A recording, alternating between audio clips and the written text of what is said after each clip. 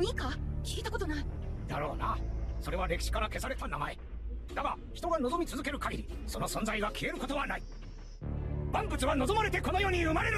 Hey there, pirates! Welcome aboard the Anime No Mi channel. The most recent manga chapters have sparked discussions among fans that Luffy may have been used to create one of the Seraphim, a clone of the pirate to face the sun god Nika. I'll explain the chapters that suggest all this in today's video. If you enjoy One Piece in our videos, it's important that you click the like button, thumbs up. This helps our videos keep going. I also hope you can subscribe to the channel. We're approaching 210,000 subscribers, and more than 50% of the people who watch us aren't subscribed yet. So subscribe to unleash the power of your devil fruit. Before we get into the video, comment on which devil fruit you'd like to have. Commented? Then let's go. Guys, during chapter 1059 of the One Piece manga, we had the revelation of what the special weapon of the SSG was. The Seraphims created by Vegapunk childlike pacifistas with the power of powerful pirates, along with the DNA of the Lunarians, making them pacifistas stronger than we could have imagined at the time. At this point, by connecting the information from the manga chapters, we can deduce that the 5 elders may possess a clone of Luffy, and we will also reveal why he has not appeared yet. So far, we've seen that the Seraphims are created using modified DNA and the powers of the Shichibukai, the 7 warlords of the sea, thanks to a contract previously established between the pirates and the world nobles. But would this contractual act prevent the 5 elders from demanding that Vegapunk use his proven knowledge with the success of the first Seraphims to use other powerful pirates?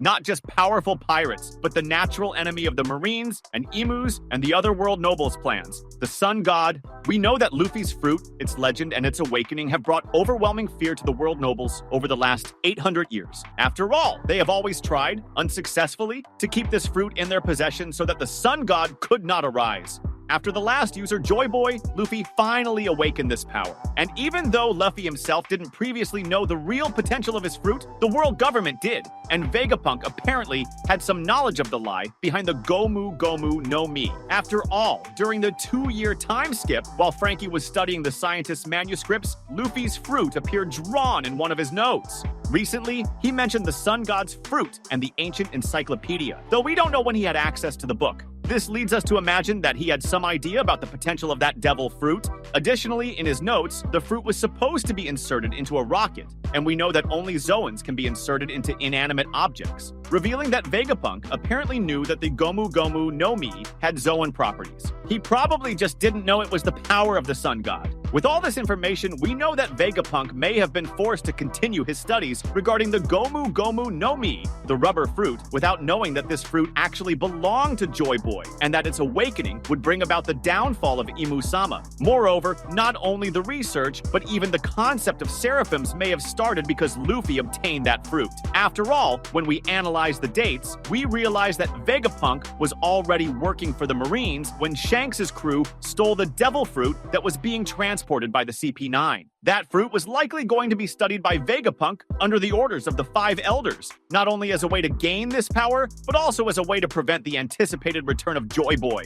However, Luffy ended up eating the fruit. For this reason, a new way to acquire this power became necessary, obtaining power that was already used by others, or better yet, cloning someone's powers, the Pacifista Project, and later the Seraphim Project. With the substance known as green blood, Vegapunk was able to replicate the powers of Paramecia fruits in the clones he created. However, we know that Vegapunk at different times was able to replicate Zoan powers, as he did with the Zoan consumed by Momonosuke. There's even the possibility that Vegapunk lied about the green blood just to prevent the world nobles from getting their hands on the powers of the Sun God. This raises the question of why the clone of Luffy hasn't appeared yet, why it hasn't been revealed. We still can't say what the maximum potential of the clones created by Vegapunk is. After all, they appeared just over 60 chapters ago, with few appearances and revelations, only indicating that they could challenge the 3 powers and even face Yonko. So we don't know if they can surpass the total domination of a devil fruit and achieve its awakening. There's also a worse possibility.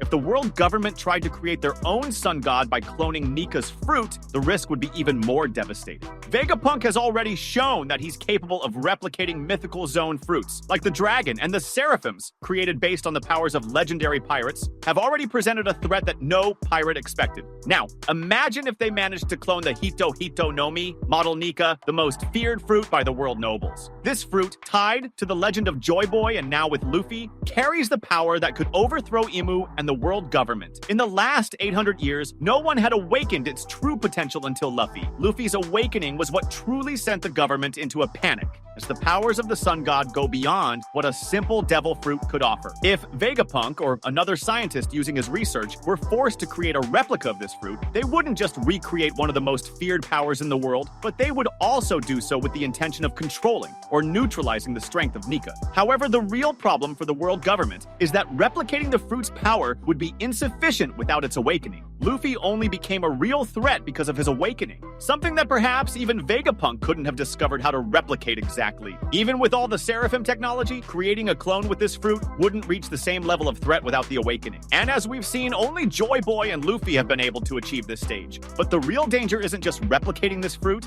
If the world government found a way to force the awakening of the Hito-Hito-no-Mi, model Nika, and apply it to a world noble or a clone, they would have in their hands a weapon even more dangerous than any Seraphim or Pacifista. They wouldn't just be cloning any pirate, they would be recreating the primordial force that challenges their entire existence. With this, the sun god would become a tool of destruction in the hands of those who fear its power. Their world, already shaken by the threat of Joy Boy resurfacing in Luffy, would see absolute chaos if the world government mastered this fruit and its powers in a controlled way, allowing them to manipulate the very essence of the revolution they've tried to suppress for centuries. The emergence of a Luffy clone with Nika's power would be a weapon capable of reshaping the balance of power, but with unpredictable consequences for everyone, including the creators of such an aberration. And that's the main issue. Even if Vegapunk has created or left his research to the point that another scientist could complete it to clone Luffy, the Hito-Hito-no-Mi model Nika would be useless without its awakening. After all, the powers that can truly bring down the world government are the powers of the sun god.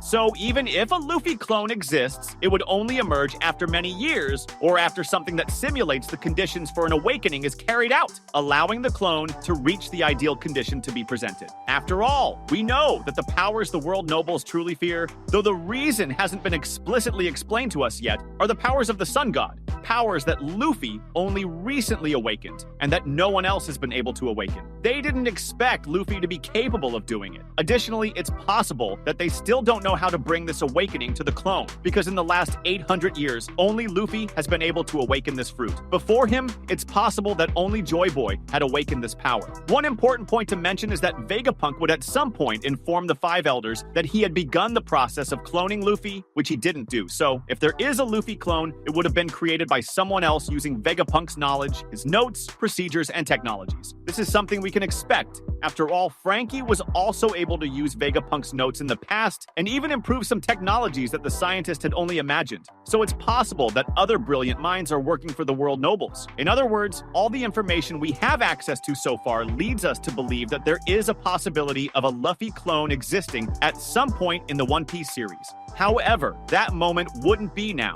There are currently more obstacles to the revelation of this clone, despite the fear of Nika making the world nobles want to have this power in their hands, especially at the current moment in the manga, where Luffy is personally facing the Five Elders. But what do you think about all this information? Do you believe the Sun God can really be cloned? Could Nika's powers be used as a way to try to stop Luffy? Comment on what you think about all of this. Also, comment the keyword Clone Joy Boy, so I know you watched the video until the end. That was today's content. We hope you liked it and want to share your opinion on the subject. Don't forget to share the video, give it a thumbs up, and I'll see you in the next video. Take care and stay amazing.